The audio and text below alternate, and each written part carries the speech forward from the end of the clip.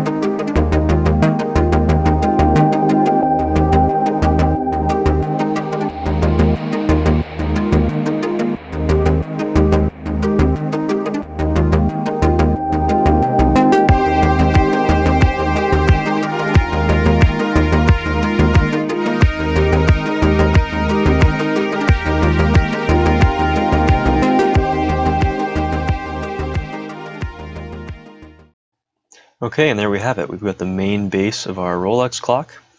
Now what we're going to do is quickly divide the outer bezel and the inner body to make it easier to print and have a nicer result. So we'll do that quickly, and then we'll get on to designing the hands and then printing the rest of the clock.